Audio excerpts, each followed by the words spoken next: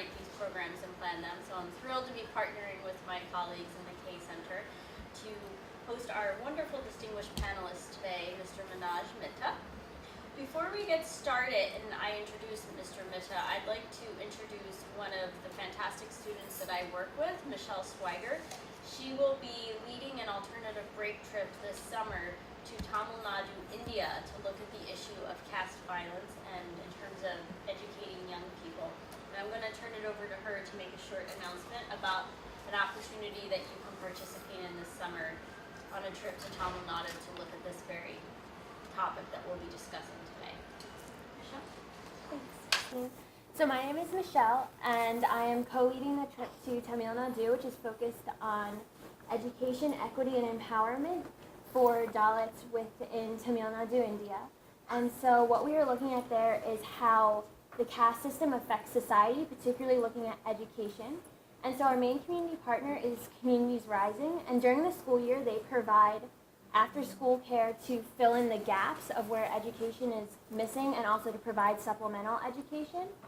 And one of the new initiatives that they've started that will continue into the summer camp that we'll be a part of is teaching resilience education, which is about how to cope with these difficult situations that are going on in their lives, and the hope is that it will improve their overall education.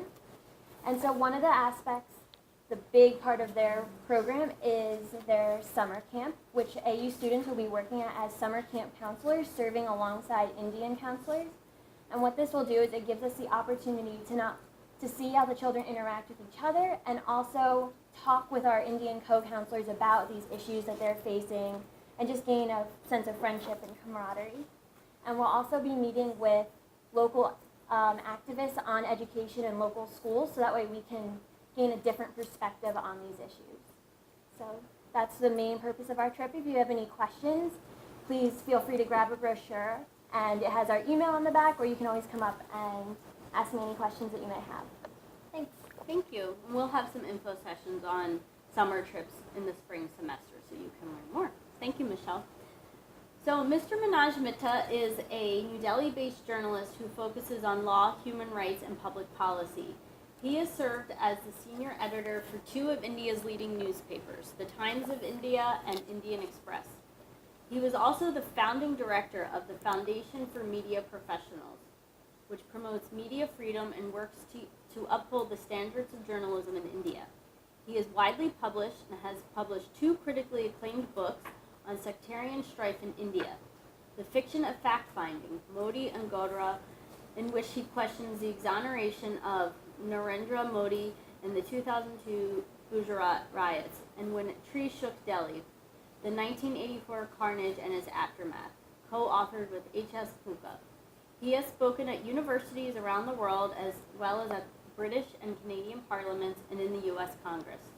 Following a year of primary research and interviews in the field, Mr. Mitta is devoting this fellowship at National Endowment for Democracy to drawing up his findings and writing a book tentatively entitled The Bottom Layer, Impunity for Caste Violence, focusing on massacres and former untouchables and tribal members in India.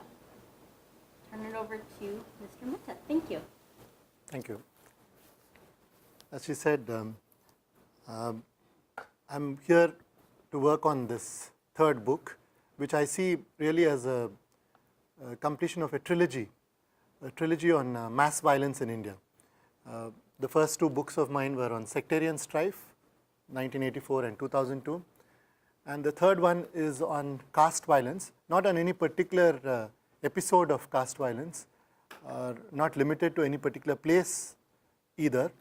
It's something that is recurring and endemic, and I may add that it's very central to the social and political life of India, and this is because of the centrality of caste, a very retrograde social institution, but it's something that is shown such resilience that despite all the efforts made by lawmakers, by social reformers, political leaders, it wouldn't go away. And it wouldn't go away because a lot of political leaders also have a vested interest in perpetuating it. And there are, above all, what distinguishes caste problem from, say, the problem you have in your country and elsewhere, that is racism, is that caste also has a religious sanction. We have scriptures which valorize this kind of graded system of inequality, and that provides legitimacy to what some of these retrograde attitudes that people still display in our country.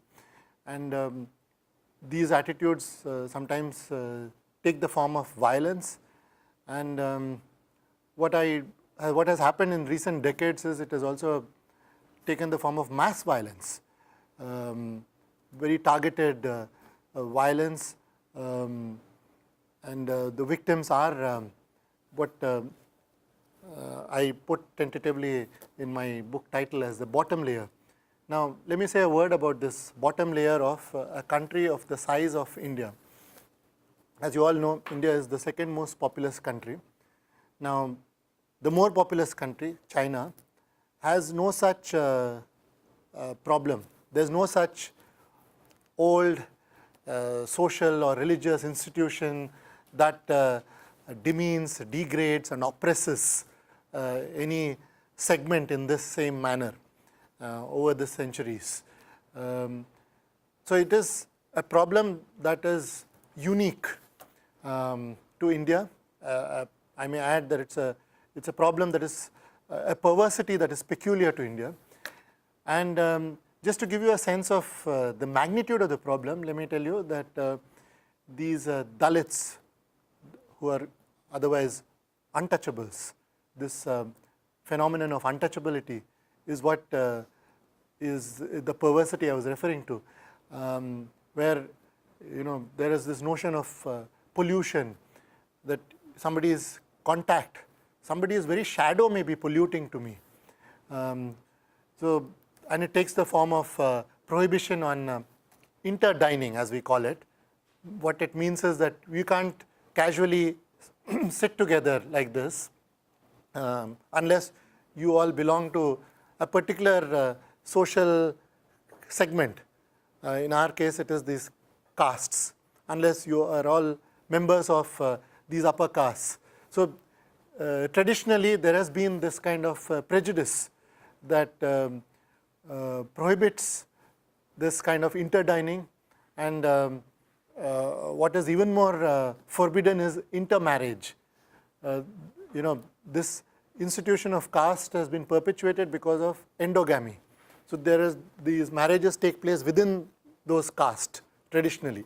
Of course, because of the influence of modernity, there have been deviations from it, and those are very happy deviations. We need more and more of intercaste marriages, and similarly, interdining is not so much a problem, especially in cities, but the problem of untouchability still exists, and that's something which happens in your case in the context of racism. Even as we speak, I was watching this morning this news about what was happening in the campus of Missouri University. The president of that university stepped down because of allegations of his being soft on racism. So that kind of problem exists in an even more acute form in our country, and that's partly also because of the religious sanctity that the sanction that caste system has. Now, coming back to my point about the magnitude of this, now this bottom layer in Indian society is also very huge. The population of India is about 1.25 billion. So when we are talking about these Dalits, these untouchables who constitute more than 15% of the population, and then there are these tribal members who correspond to, if Dalits correspond to the blacks in your society, these tribal members correspond to the people who you refer to as Native Americans, the indigenous population.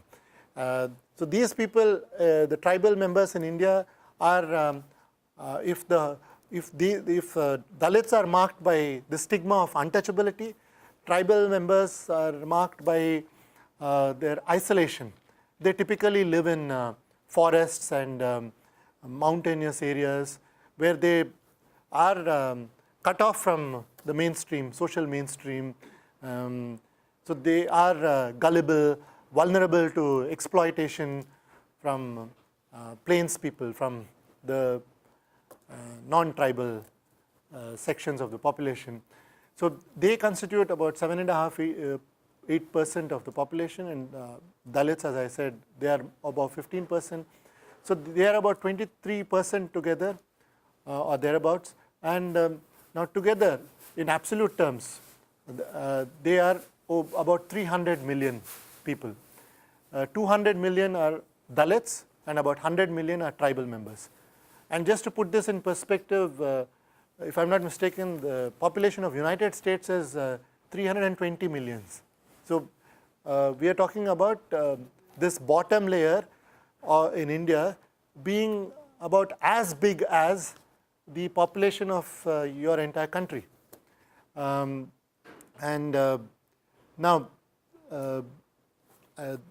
when we were discussing a while ago, there was a reference to this other. Yes, these are the other for the mainstream, right? Now the difference between, since I did books on the sectarian strife, where religious minorities are targeted. My last book was about violence in which Muslims, the largest religious minority in India, was targeted. Now, they are regarded by the Hindu majority as the external other. The reason I qualify it with that adjective external is because there is an internal other too. The internal other being these Dalits. Dalits are treated as, are considered to be Hindus, yet they traditionally never had access to the places of worship where Hindus, upper caste Hindus went to. They did not have access to those books of religion either, those scriptures. They were denied, in fact. If there are even some strictures prohibiting them from having access, if they hear those religious hymns, those what we call mantras, if they hear them, then they would be punished with some molten lead poured into their ears. Such was the kind of sanction that was put behind this discrimination.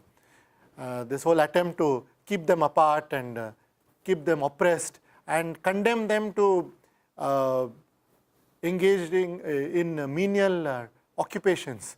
They are there to perform the task of cleaning carcasses, cleaning your toilets, and not aspiring to anything better. As I said, there are these religious scriptures which would say that if you go beyond what is your station in life, you are actually committing a sin. You will be punished for it. If you are born a cobbler, be the best cobbler that you can be, and in your next birth, you will be rewarded with a higher station in life. This is the this is the incentive that is being offered to them. Be the best that you can be in your humble station. Don't aspire to anything higher. So these kind of attitudes, perpetuate, encourage, allow this caste prejudice to, and sometimes, as I said, these prejudice takes the form of violence. Now, when it comes to violence, which is really the focus of my work, what has happened is there is this pattern of these cases not being rendered justice. The victims of those cases, of those instances of violence not being provided justice. And that's not very different from the impunity surrounding racial violence too in US. So, but there have been some telling parallels that I've noticed, especially after coming here. I've taken this opportunity to develop a comparative perspective on caste violence and racial violence. Now, one telling commonality is this issue of how we in India had to abolish untouchability, formally abolish untouchability. We did that in the year 1950, the year in which the Indian Constitution came into force. Now, you abolished slavery, the equivalent of it, in 1860, about 90 years prior to that, 1860s. Now, soon after the abolition of slavery here, there was a spike in violence targeting blacks. The reason being that this oppressive institution of slavery was no more available, and there was this feeling that came upon these white supremacists to put blacks in their place, to not let them be more assertive, to be assertive of their equality. So that led to a series of these black lynchings. And then you had what is known as Jim Crow laws out here, a series of laws sanctifying segregation in various areas of life, in school, in homes, in neighborhoods, in buses, and so on. Now, all that, of course, that's familiar history for you. It took the civil rights movement led by Martin Luther King to get the Civil Rights Act passed. All those systematically. You had the Supreme Court judgment prior to that. Striking down that segregation in schools and so on and so forth. Now, my point of interest is how the abolition of slavery led to escalation of violence against blacks, because we experienced a similar pattern in India. After the abolition of untouchability in 1950, there has been an escalation of violence against Dalits, these untouchables, former untouchables. The kind of violence which our freedom fighters like Mahatma Gandhi or people who were leading this civil rights movement in India, Baba Saheb Ambedkar, now they never experienced this kind of violence in their lifetime. They were, of course, very aware of and were grappling with the issue of untouchability, but it was all essentially at an individual level. It took the form of their being kept away from mainstream, being denied opportunities, being denied a sense of dignity. But it did not quite take the form of this kind of violence where scores of people are killed. This kind of spectacles of untouchability were not staged in their lifetime. This is a more recent phenomenon. The first such mass violence took place in the state she mentioned a while ago, Kelvenmani, the state being Tamil Nadu. Tamil Nadu was the first one which saw that kind of large-scale violence. Then we've had more such incidents in 70s, and then again in 90s, especially in a state called Bihar, which recently went to elections. There were a series of such genocidal killings targeting Dalits. Now, I've been studying the judgments that came out of those cases. The judgments, as is the case with our judicial system, it's a very dysfunctional system in general, and when it came to these violence cases against Dalits, they were no different. And this is despite the fact that there is a special law, in fact more than one special law, meant to address the issue of untouchability. Even then, it took a long time for those judgments to come. And when one looks at those judgments, as I said, most of them resulted in acquittals, and even if they did result in convictions at the trial court stage, the higher court in appeal would overturn that. So I would look at, in the course of my book, I would look at the reasons that judges give for exonerating the culprits, to examine this question whether the institutions of the rule of law are also wittingly or unwittingly betraying the prejudice that the rest of society has. And I would also look at instances where, say, the trial court has convicted but the high court acquitted. So I would juxtapose those two judgments, because there's no second trial that takes place. On the same set of facts, on the same evidence, how did two courts come to diametrically opposite views? So all that would lead to quite an interesting narrative, or so I hope. And I would also be comparing it with similar instances of impunity in other jurisdictions, such as say United States.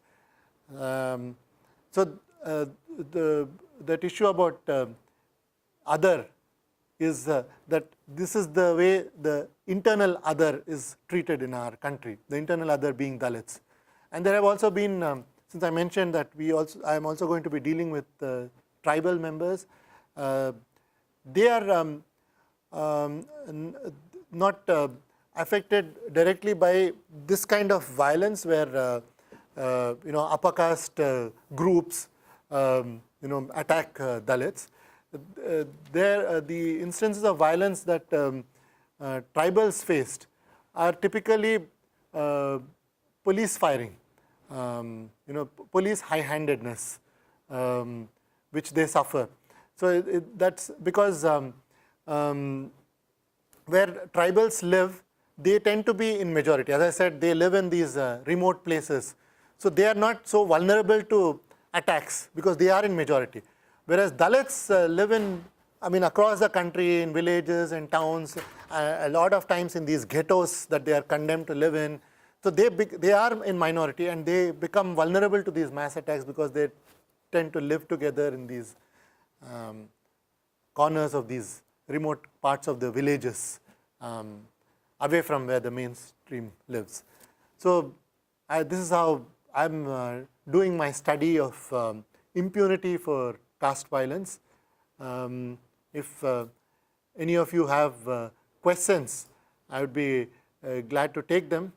I may add that these special laws that have been passed, just to highlight that point about parallels between US and India, I may say that one of the special laws is called Protection of Civil Rights Act. This is a name that was given to it in 1975 or so, about a decade after you came up with this civil rights law. So even that language is something that we picked up from US. You use it, there's nothing that is suggestive of the expression civil rights being applicable only to blacks. Now that's a meaning that you have ascribed to it. Civil rights is something that you ascribe to violence related to racism, right? So we have used that expression to apply to violence relating to caste, to untouchability. So this name was given to a law which was previously called, in 55 when it was first passed, it was called Untouchability Offences Act. So that was renamed, it was sort of strengthened and renamed as Protection of Civil Rights Act. So there are many such instances that I see of US battles, the trajectory of your civil rights movement, having an influence on our caste, our battle against caste and caste prejudice, this untouchability, and so on. I think I should stop at this point, and I'll be happy to take any questions that you have. Thank you. On the mass rape crisis in India, are they related to your castes? Rape. Are they related? Which one? The sexual offenses? Yeah, the rape incidents, the mass rape crisis.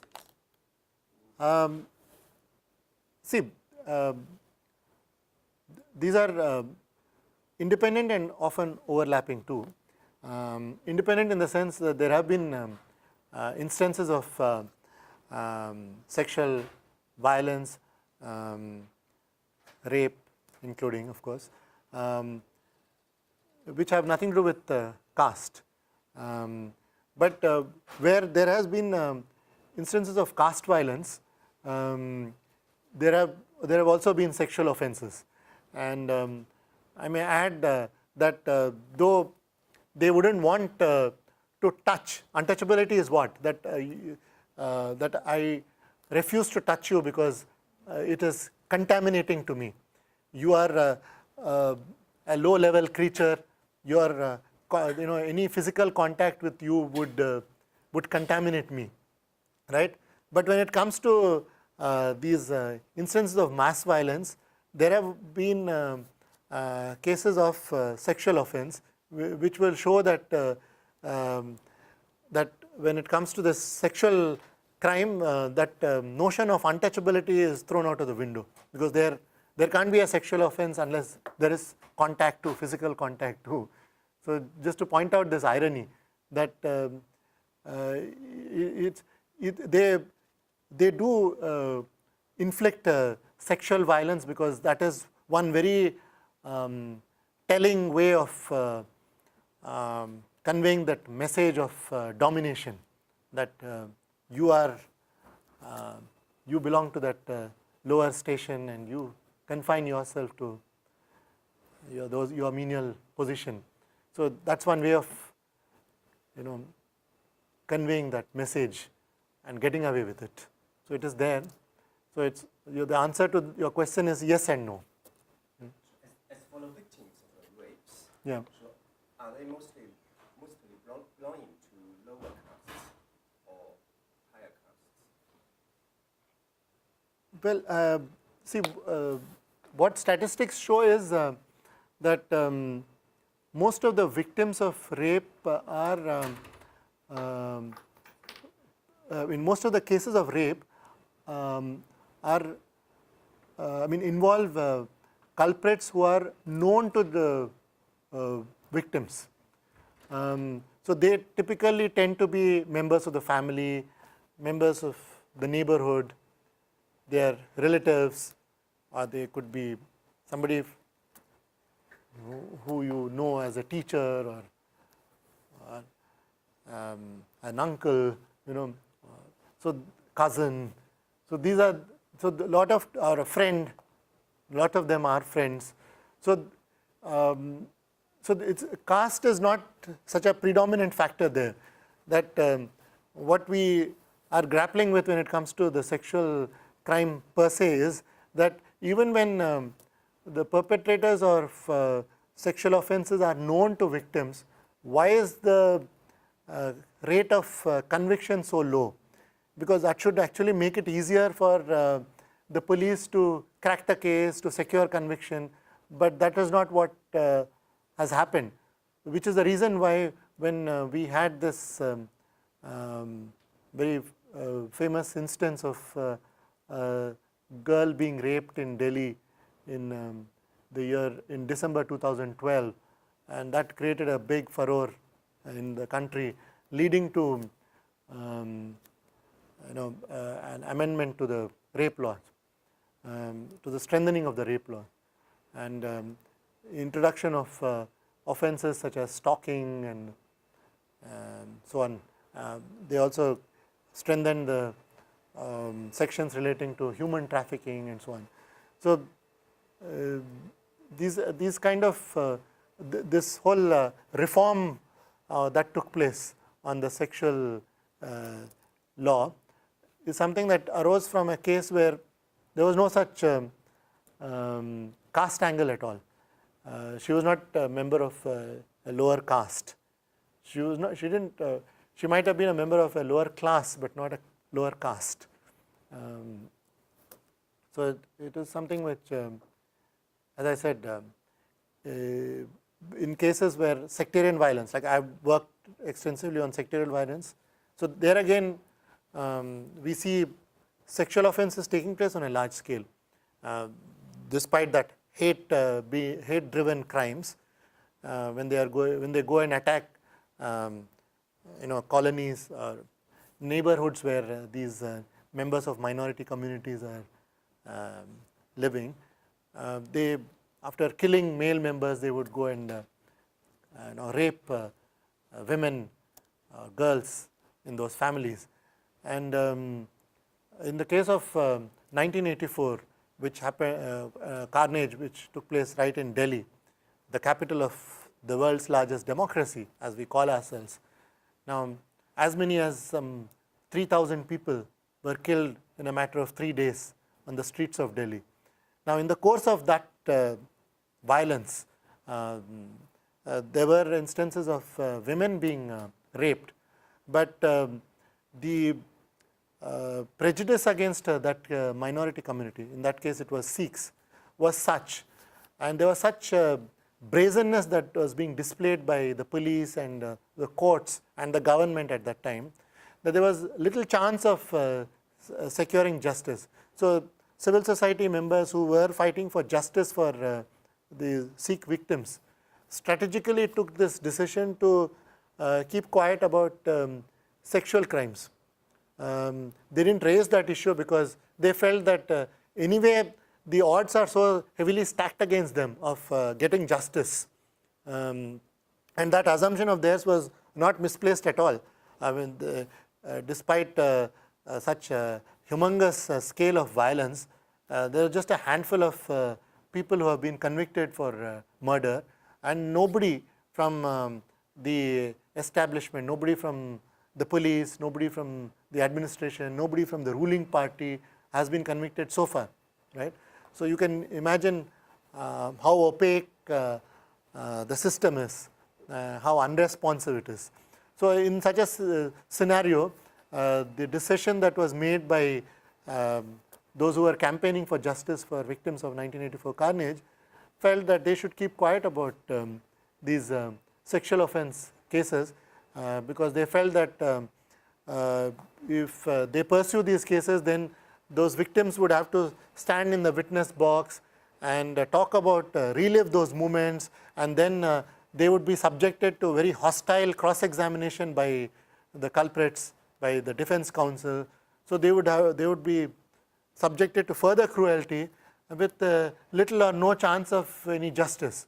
So they decided in their wisdom, rightly or wrongly, that whatever resources they have, they will focus on getting justice in murder cases and not in rape cases. So one unfortunate fallout of that has been that when it came to the question of paying compensation to victims, reparations to victims, there was nobody under the category of rape. There were people who were already listed as victims of murder, victims of violence, heinous injury, serious injuries that they suffered, and there were people who had their properties destroyed, their homes destroyed, or shops, and so on. So they all were being paid compensation depending on the gravity of the injuries they suffered. But nobody was paid any compensation for rape. Why? Because of that strategic decision to keep quiet about it. So it's really very sad. But so to come back to your question, rape and other sexual offences do take place on a large scale when there is sectarian violence, when there is caste violence. But sexual offences are not limited to such cases. They also take place independent of these hate crimes. And what was in fact noticed is that a lot of sexual offences are committed by people who are known to these victims, people who are related to these victims, either as friends or family members or so on. Thank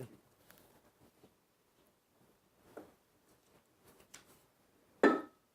Yes? In the civil rights movement in the United States, religious leaders played a great role in emphasizing the need for reform and in preaching to their followers the need for respect for equal rights for all races. Has there been such an attempt to to enlist the support of Hindu religious leaders and other religious leaders in India to amend, if you will, the scriptures that justified or legitimized or gave support to this discrimination. Thank you. I find it significant that, or rather appropriate that somebody from US should be asking me this question, because you've had this kind of initiative being shown by religious leaders in your country, and you even had this very inspiring example set by one of your founding fathers, Thomas Jefferson, taking a very fresh look at Bible, and wherever he felt that there were some amendments that were needed, he went on to edit a Bible, and he came up with his own version of it. We've had our civil rights leaders like Ambedkar questioning our scriptures, coming out with some scathing critiques of this religious responsibility for the creation and perpetuation of this institution of caste and untouchability. He's written books like Annihilation of Caste and Riddles of Hinduism, where he critiqued the role played by the religion in the perpetuating this kind of crime. But when it came to orthodox Hindu leaders, religious leaders themselves, they have played no such role, and the reason is not far to seek, because unlike Bible, which does not at least expressly sanctify racism, it does not sort of encourage you in any way to discriminate against blacks.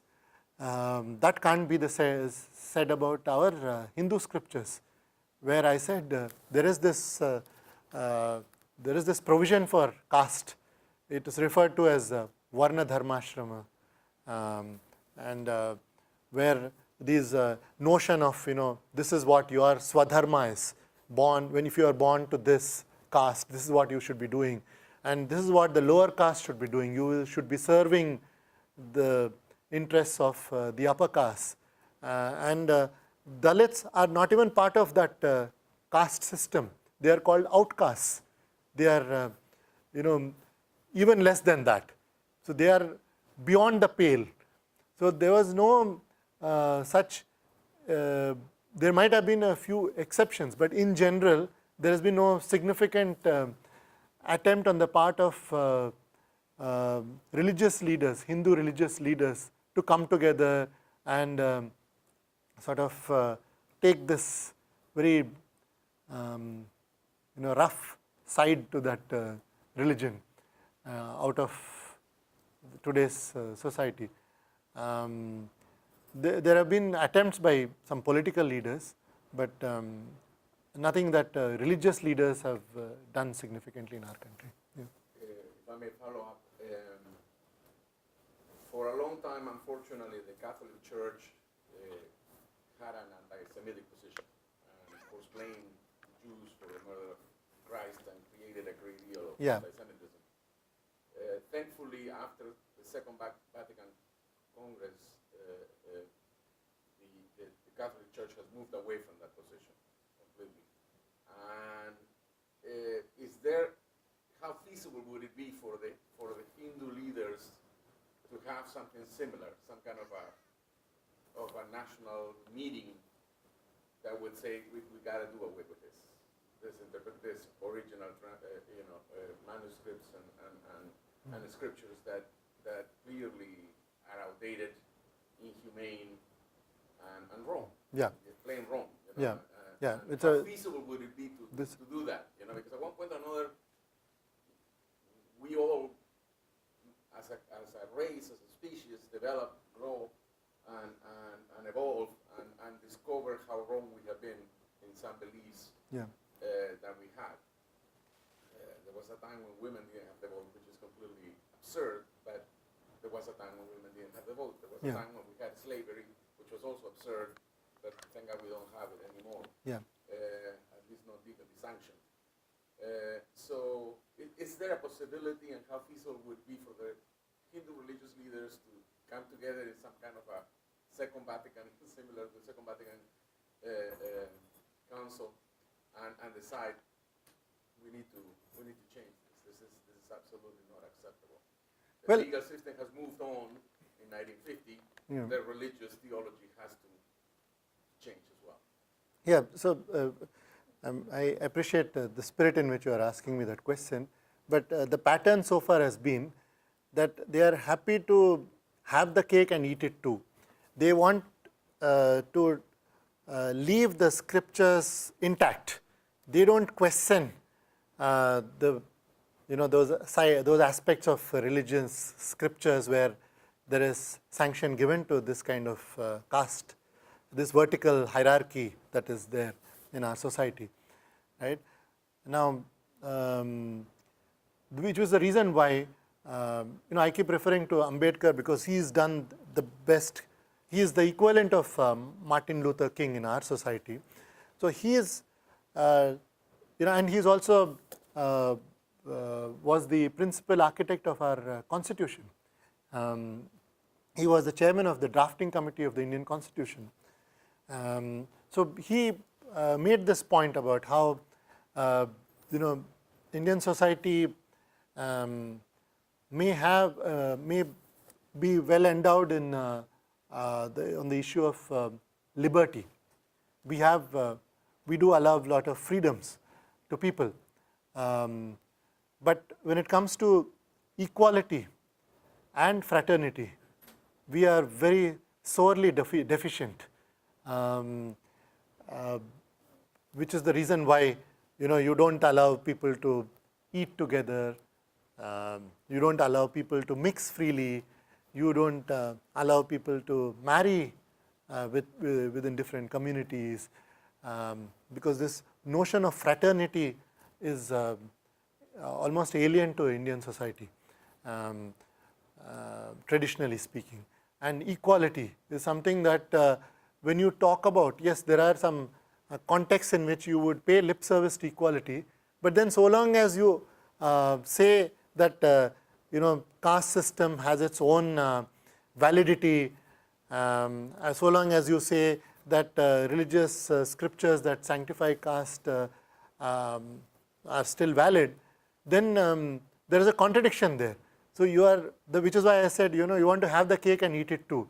Now that kind of situation is what is stopping them from doing the ethical thing, the right thing of confronting this squarely and sort of weeding it out of our lives, out of our society, of saying, look, these provisions can't, these are inhuman, these are completely out of tune with any modern notions of equality or decency, so you can't allow this attitude to exist. Now, for instance, to just cite an example, we are a polytheistic country, meaning we don't talk about one God. So we have many gods. Now there is one God called Ram, Lord Ram, who is supposed to be an example of perfection, Maryada Purushottam Ram, meaning he is, perfect. His perfection embodied. Now, in his own life, or so the scriptures say, that when he was ruling, now that his rule is called Ram Raj, that's the perfect way of governance, that's the perfect way of society. Now in that, somebody who belongs to a lower caste is very content doing his menial job. He would have no aspiration to do anything higher. There's no tension. There's no disharmony in society. Now this is a very, this is the attitude of from the top, this hegemonistic attitude, that people who are at the receiving end, people who are deprived of freedom, of opportunities, they are happy. Now that notion is something that is sort of suggested in that concept of Ram Raj, right? And during our freedom struggle, Gandhi himself spoke about Ram Raj in a big way, which was a big contradiction, which is why Ambedkar and Gandhi had conflicts very often, about how Gandhi was somebody who was conscious of the caste problems, but yet he, for most of his life at least, he never challenged the caste system. He said, it has its own purpose to serve. We should not. He was content, dealing with that extreme symptom of untouchability, and not dealing with the root cause, which is caste. Untouchability is a product of caste.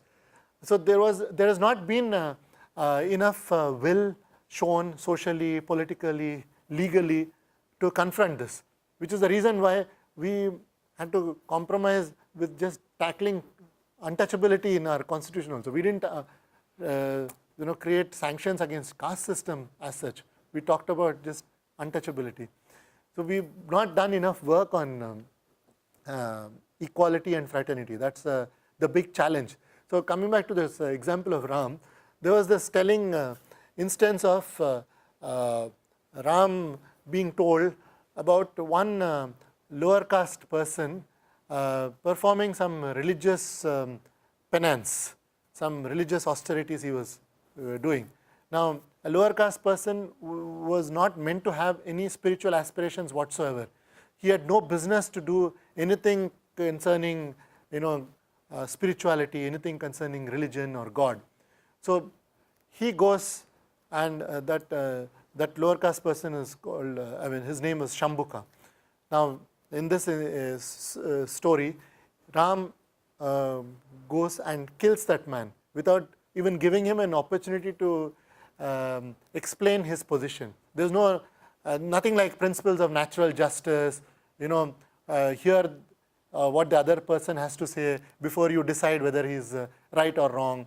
Just the fact that he crossed the line of not doing what a member of his caste is supposed to do. He should confine himself to that the duties that are ordained to him by his birth. That he violated that. That Shambhuka was performing tapas, as we call it. He was doing some religious rites to attain spiritual benefits. Now that was something that was supposed to have been causing a lot of disharmony, causing a lot of misfortune to society. So Ram's response to that is he goes and kills that man. So that is the example that has been set. So if you, as a lower caste member, if you do something which is not meant for you, if you overstep your limits, then that is a sin, and God will punish you for it. And this lesson you draw from what has happened in Ram's own case, that he went and killed Shambhuka for no crime other than the fact that he violated his caste rules, right? The caste hierarchy. He was overturning that. So this is the kind of situation where we are dealing with, which is the reason why just through legal remedies we can't combat untouchability. We do need what you are saying about the importance of religious and social reforms is absolutely true. But since that is what has been lacking because of this religious factor, there has been this issue of impunity. Our systems are so brazen. You could have in Maharashtra, there's a place called Khairlanji, where a whole family of Dalits were attacked.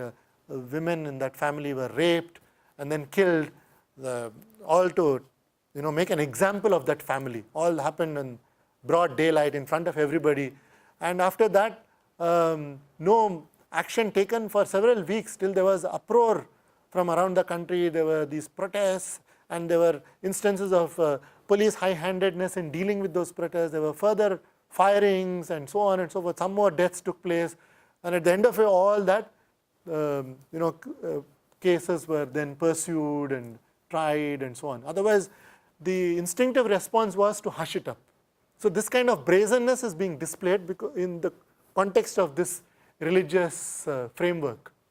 I mean, you can't take that away. That is what allows them to behave in this unethical manner. Sorry for giving you a rather long drawn out response.